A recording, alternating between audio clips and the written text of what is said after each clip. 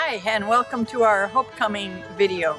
We're gathering from all over this fall to talk together about hope, to talk together about God's call to us as a congregation and to us as individuals. We are gathering to encourage one another on this journey, recognizing that we are walking this path of hope together.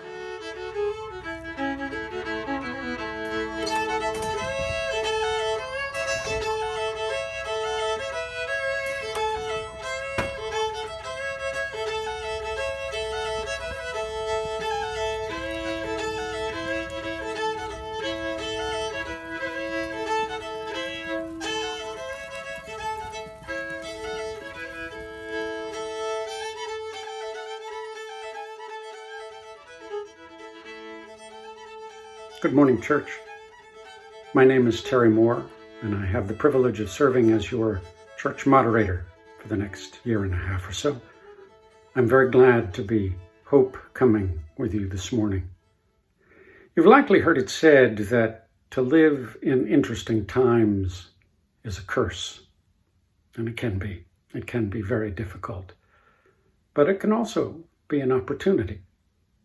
I have hope this morning because your church council is a remarkable group of faithful and resourceful people.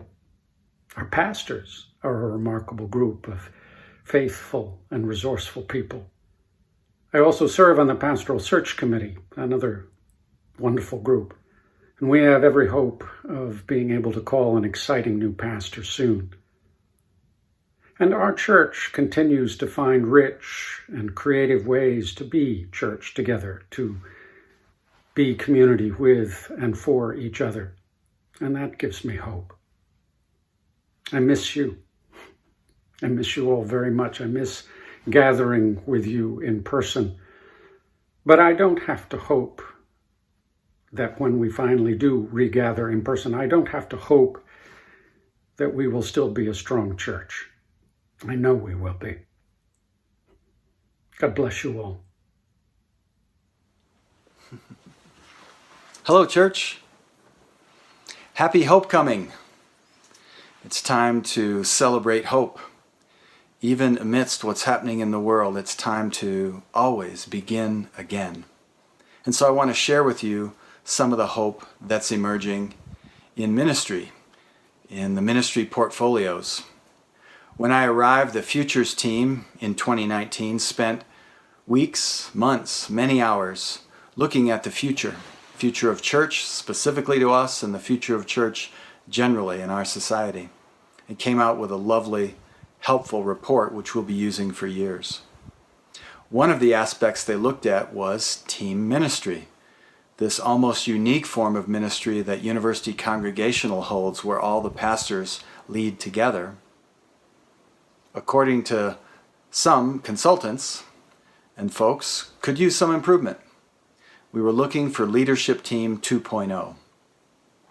And one of the key recommendations that the Futures team gave and that was accepted was we need specific portfolios so each pastor can focus and be accountable for a particular area of ministry. So the church council, that's who supervises the leadership team with the help of the personnel committee and the leadership parish relations committee. They're the ones who decide who gets which portfolio now. And we have specific portfolios so that each pastor can really lead in that area, focus in that area. Right now, as your bridge minister, I'm the minister for vision and stewardship. Minister for Vision and Stewardship. We're all going to have to get used to those words. What's interesting about that is it's a position that's supposed to combine the big picture with the small picture, taking the big picture, the big call of God to our congregation, and just watching that trickles down, that finds its way into all that we do. So supporting lay leaders and staff in many areas, the Minister for Vision and Stewardship tries to combine those two things.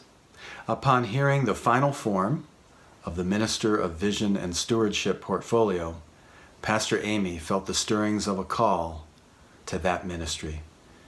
She brought that sense of call to the church council, who went through a process to affirm it. So, the pastoral search team is now looking for a minister of worship and Christian formation, the portfolio that Amy currently holds. When that pastor is called in the months to come, Amy will become the minister of vision and stewardship. We'll have a new pastor of worship and Christian formation, and Catherine will continue in her role as minister of care and outreach. The idea is that with these portfolios, we each can focus and be responsible for those ministries, and we know which ones. I think it's hopeful to look to the future. I'm hopeful that the church is willing to change, that it finds ways to say, hey, we could do this better. And that it will keep searching for those, even as we try out this next best experiment of specific portfolios for each of our pastors. Happy HopeComing to you. I miss you all. Blessings.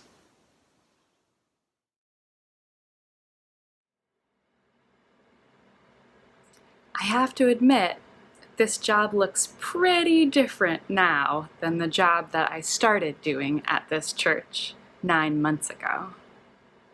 There are a lot of things I'm doing right now that I never could have imagined. There are lots of ways that we are all interacting with the world that are not what we could have imagined 6 months ago. And yet, I still feel such a strong and deep gratitude to be with you, church, in this strange time. It has afforded us a really different way of learning and engaging and problem solving together. I'm grateful to be here living out this call to be God's hands and feet in the world, to support the work of this church through the ministry of administration or administry. I love being part of the day-to-day activities that keep this community connected behind the scenes. I'm also really inspired by the commitment of this church to issues of racial justice. It seems to me that there is new energy and a pervasive, determined commitment to justice here in new conversations, in new ways, living out that call. Cornel West says justice is what love looks like in public. And I think that's true, church. And it's part of what gives me hope. It's hard right now. It's easy to get discouraged. And when I find that I feel discouraged, sort of like the Balm Gilead psalm, right? Sometimes I feel discouraged and think my work's in vain, but then the Holy Spirit revives my soul again. My job lets me connect with some of you in ways that truly give me hope. The generosity and kindness that I get to see on display through each of you, that's really the piece I'm the most grateful for and inspired by, and the piece that gives me so much hope, is the faithfulness that I see each of you having for this church and for this community, and the different ways that you all are stepping up in this strange time to reach out to each other and to keep the work of the church going. So thank you. I'm glad to be a part of it.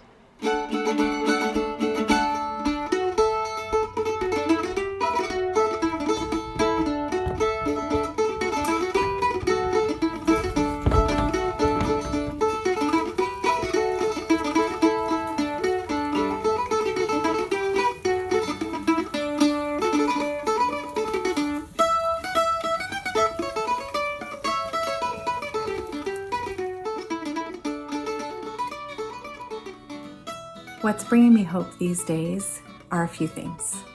One is friends, getting to connect with my friends, daily little texts, checking in, seeing how we're doing, laughing about the joys and challenges around parenting small children, and just all those senses of knowing that I'm not alone, I have my support, and there are other people out there who care for me and love me, and knowing that we're in this together. Second is our youth. Having youth group and our summer events this summer just really warms my heart, the ways that we can continue to be in community together and laugh with each other and be silly and dance, and but then also drop down and do really good and important work around connecting with each other, connecting with our communities, doing important service work in that regard, and exploring our faith and talking about what's real and what's hard, but also what gives us hope too.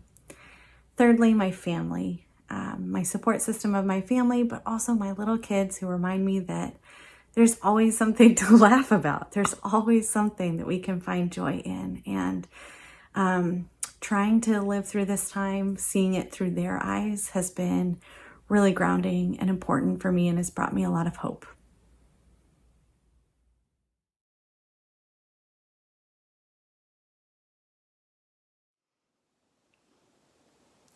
And the challenge of communicating and connecting in this COVID time, there are many things that we have put out in writing or in emails, but we miss that opportunity to just connect face to face and have a conversation.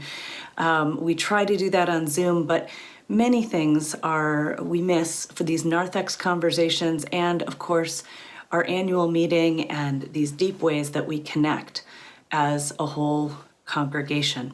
So I understand and I know that many of you may not have heard or may not understood why I might feel called to this new portfolio of minister vision and stewardship, and why the council might affirm that. I have to admit that one reason is a purely practical and is out of my commitment and my passion for team ministry. I could not simply overlook the fact that from a practical standpoint, asking someone completely new to move into a role that the church is just still defining and understanding didn't feel like the strongest way we as a team could move forward. That, of course, is not enough. That's not a calling. But I will acknowledge that that is part of what first really got me thinking about whether or not I might feel called to this role. And as soon as I began to look more deeply about what it might mean to be a minister of vision and stewardship, and looking at what the materials that of the portfolio description and what might be expected, I realized that it fits very well with many of my passions that I have for the whole church, and in many ways that I've been applying to the particular ministries that I've been serving these last 11 years. I see this role that the minister of vision and stewardship, of all the places, would be to someone who would be understanding of the reports, the vision statements, the congregational values and votes that we have taken, that so often have a long and a process that we come to a conclusion, and then it's not clear how we're going to implement that across the congregation, what that commitment to that vote might look like, what it would look like for a vision, a statement of a vision, how that would morph and turn into a shift in our congregational identity. We have a number of these examples already in our vote for racial justice. We have looked at a restructure as a congregation, and the work from the Futures Task Force that is a lot of work that already exists that we're still trying to understand. What does it mean to live into that work that we have defined for ourselves?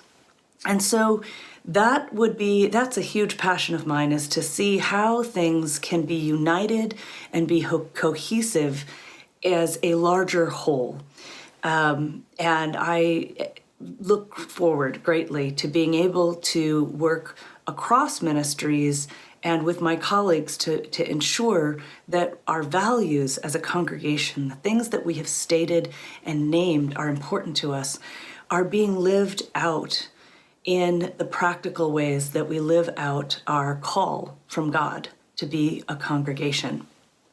Similarly, the role of vision and stewardship is to be attentive to all the resources and all the stewardship that we have collectively, both time, talent, treasure, assets, to understand, are these being utilized and towards a specific goal and in a direction as a congregation?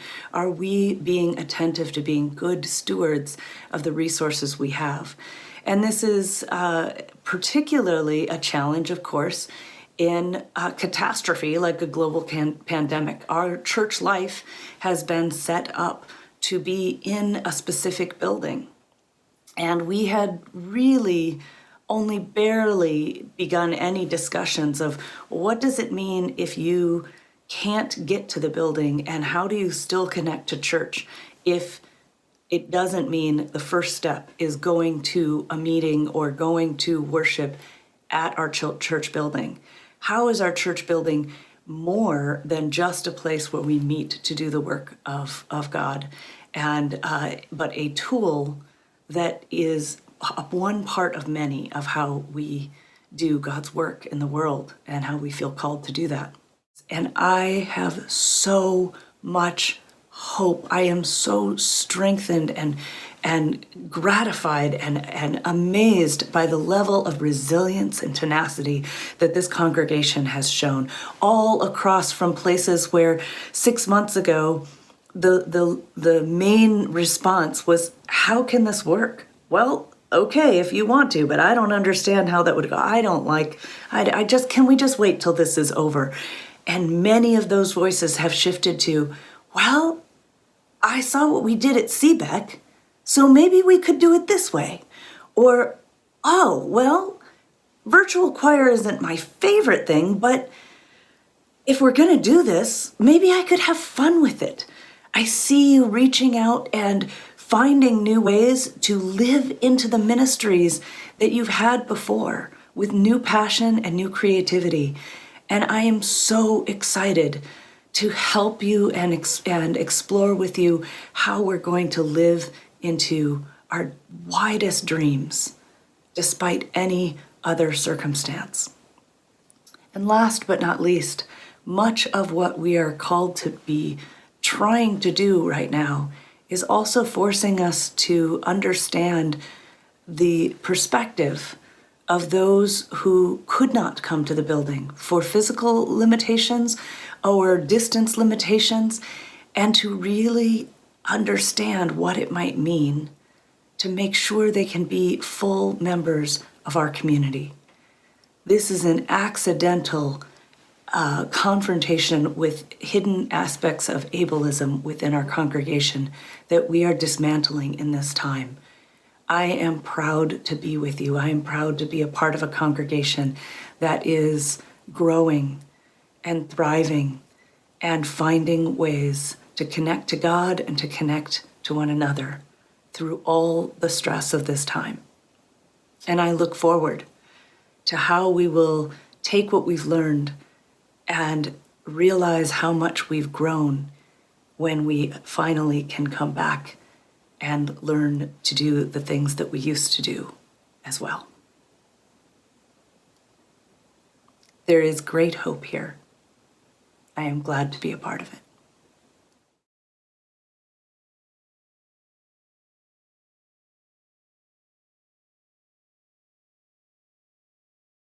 I'm Tim Kroll, a longtime member of the church, and right now one of the co-chairs of the search committee for our new permanent pastor. There are three things that are giving me hope these days. First is the number of wonderful pastors that are seeking to join our community. Second is just watching my granddaughters grow up so fast. And third is the possibility that all the trials of this year will cause this country to become more generous and less self-centered in the future.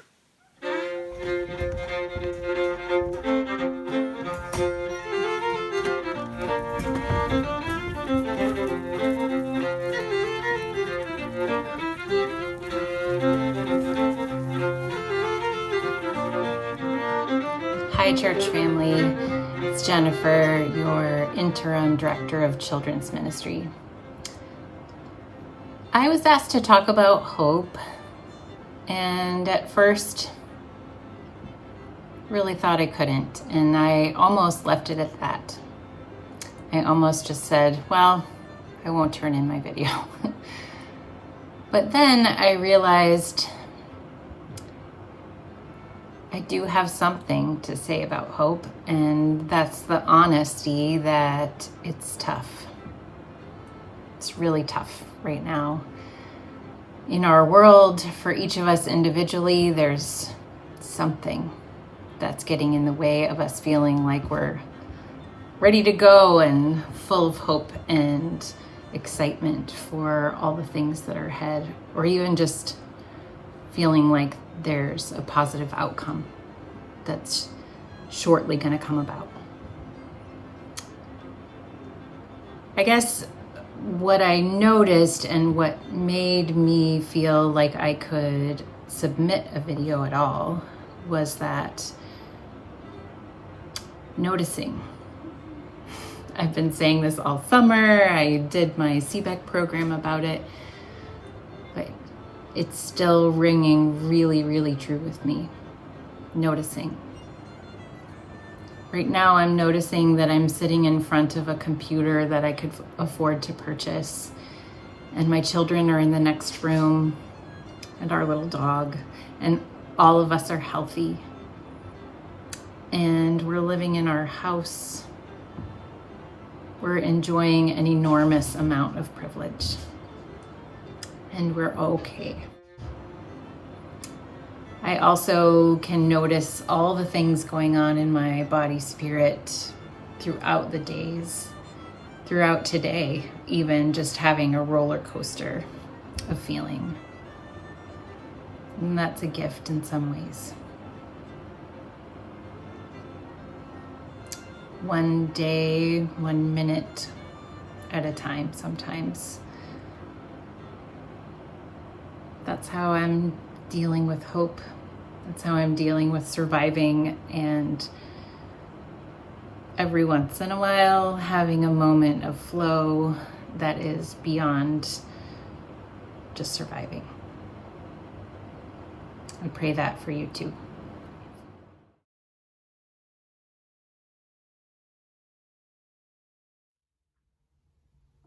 Hi, my name is Benjamin Rogers, and I'm the new interim music director here at UCUCC. These days, what's bringing me hope is that even though we're in this very separated world, staring into screens every day, we are still managing to build community. We are still building relationships with each other.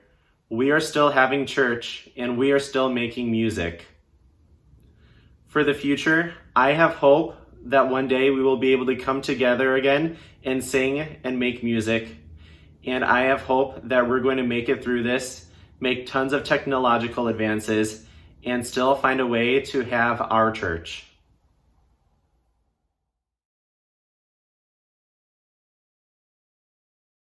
Good morning.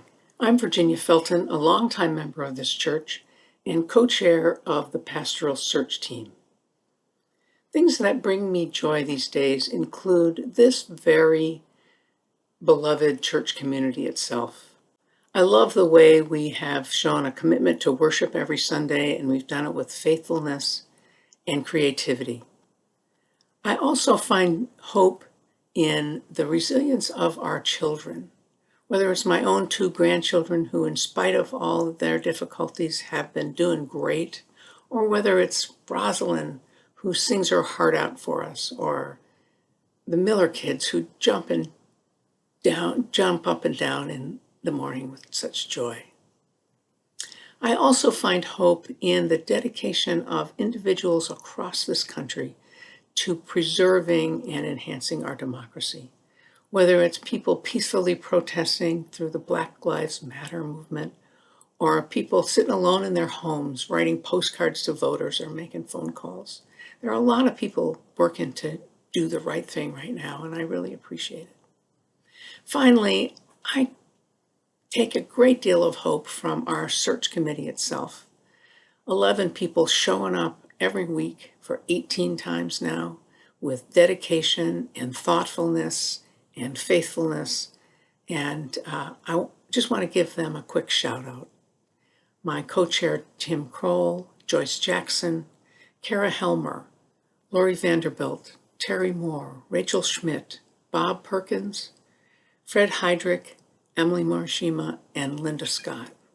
Thanks for hanging in there, and thanks to all of you for all you do for our church community and for the world.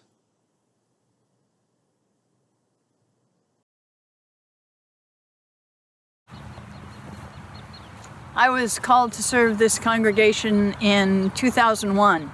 I was living down in Oregon, and I didn't think I would be moving to Seattle. But a call is a call, and I felt it in my heart. When the congregation affirmed it, I came up here, first to Seattle, then to this Whidbey Island farm. I want to tell you a little bit about where I'm finding hope and where I'm feeling my call these days in the life of this congregation. To do that, I'm going to go up to my yard where the dogs are and tell you a little bit more about my call from there. So let's go. I came out here to talk about my call in this congregation because of these two dogs. Some of you may have heard me talk about this before. I am called in this congregation not only as a member of the leadership team to help shape this congregation's growth as a Christian community and to care for this congregation, I am also specifically called as the Minister of Care and Outreach. I love that call. It's been a part of my understanding of what it means to be a Christian and what it means to be a minister for all my life. But the way I talk about it is I talk about these two dogs. This big white dog is Jocko, and Jocko is my guardian dog. He's the dog who watches out for the coyotes who live in the hills or in the forest right over there. And he's a big, gentle dog who cares for the flock, who keeps it safe, who tends it. He's a tender dog, and yet he can certainly scare away the coyotes. So I think of him as my pastor dog. That's my ministry of care. It's the way that I care for and help coordinate the care for this congregation. Well, my second call is as Minister of Outreach. So that's what Lefty's about. Lefty, come here. So your turn, Lefty. Lefty is my border collie, and Lefty's the one who helps move the flock. He doesn't comfort them so much as he nudges them. He says, look, it's fine that we're here, but we can't stay here. We've got to move forward. We're called for a purpose. God has plans for us, and it's not to stay still. So that's my ministry of outreach. It's a way of helping this congregation look out into a world and say, where is God at work? And how can we cooperate with and be a part of that work? God has indeed called us to be community for one another, to be hope and help in the world. And I find deep hope in being right where I'm called to be, in service, in ministry, in this amazing journey with Jesus. Good dogs. Come in from the storm, come and listen to my song. It's the song of a lost soul coming home. Maybe you've sung it too, when you thought that you were through, and you didn't have anything left to do. Coming home, we're coming home. With laughing tears of joy, we're coming home. Knowing everything's not gone, the nighttime has a dawn, and it sings another song, coming home. Maybe something's going on that makes you feel alone. You wonder if you'll ever find another home. Well, it doesn't go away quite as easily as they say. Just remember, we're around, we're gonna stay. Coming home, we're coming home. With laughing tears of joy, we're coming home. Knowing everything's not gone, the nighttime has a dawn, and it sings another song. Coming home. Last week a friend came round. She said this day she feels so down. Seems that everything secure has come unwound. She says the only thing to do is to get together with you, to let things grow and to pull each other through. Coming home, we're coming home. With laughing tears of joy, we're coming home. Knowing everything's not gone, the nighttime has a dawn, and it sings another song. Coming home. So come in from the storm, come and listen to my song. It's the song of a lost soul coming home. Maybe you sung it too, when you thought that you were through, and you didn't have anything left to do. Coming home, we're coming home. Laughing tears of joy, we're coming home. Knowing everything's not gone, the nighttime has a dawn, and it sings another song. Coming home, and it sings another song. Coming home.